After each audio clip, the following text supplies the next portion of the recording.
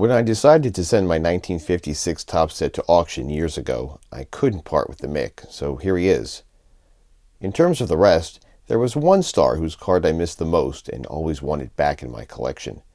I'm pleased to report that it has, and proud to once again own such a fine example. Luis Aparicio's rookie number 292. The images are iconic, but more importantly, his career is noteworthy.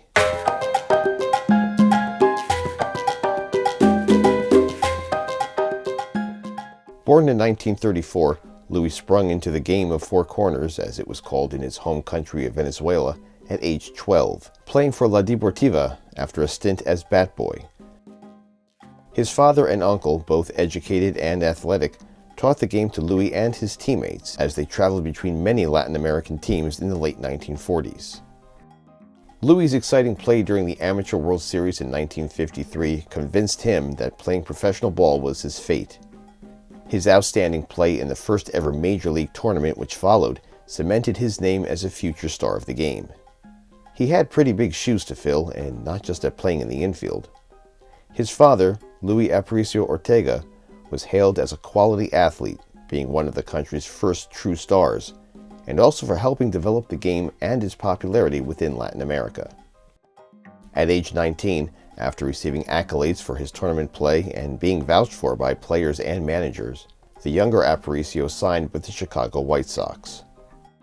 At age 22, the shortstop won 1956 American League Rookie of the Year honors, receiving 22 of 24 first-place votes.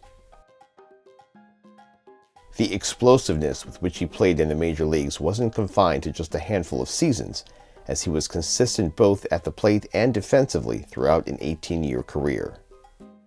He simultaneously played in the Venezuelan Winter League during his major league tenure. Every team in that organization has since retired the number 11 in Aparicio's honor. Standing at 5'9", Little Louie was selected to 13 All-Star rosters spanning from 1958 through 1972, being named as starter in 8 of them. The right-hander was also the recipient of 9 Gold Glove Awards between 1958 and 1970, and led the league in fielding percentage 8 consecutive years beginning in 1959. Louis won the crown of stolen base champ in 9 consecutive seasons from 1956 through 1964, reaching a career high of 57 in the final year of that stretch.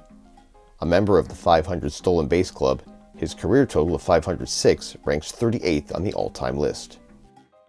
Aparicio signed as an amateur free agent with Chicago prior to 1956 and spent 7 years there, playing for Al Lopez in all but one. His team's records were all over the league standings during this stretch, their best effort occurring in 1959, as they were awarded their first pennant since the infamous 1919 campaign.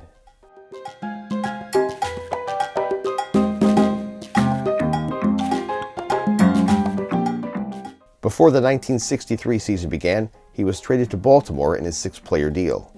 The Orioles team was slowly on an upward swing under the leadership of Hank Bauer, and the shortstop was fortunate to be part of the 1966 championship team.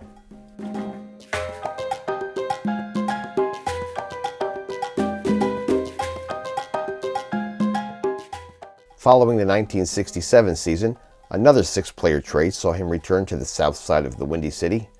The White Sox struggled amongst their league rivals at the end of the decade, especially with the implementation of a coaching carousel in 1968. A final trade sent Louis to Boston in December of 1970. Eddie Casco's Red Sox came up short of a division crown in each of Louis' final 3 seasons.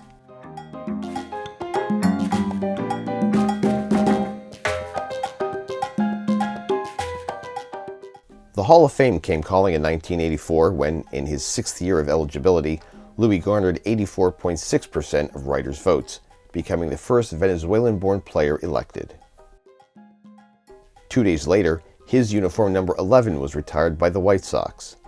It was unretired, with Louis' blessings, for fellow countryman Omar Vizquel in 2010 through 2011, though the move did raise a few eyebrows.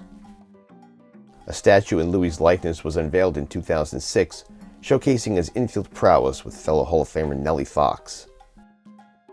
Here are some offensive numbers from his entire career. This narrator feels he is underrated defensively. Here's where Aparicio sits on the all-time list at the shortstop position. 3rd in career games, 6th in career putouts, and 2nd in career assists only to Ozzie Smith.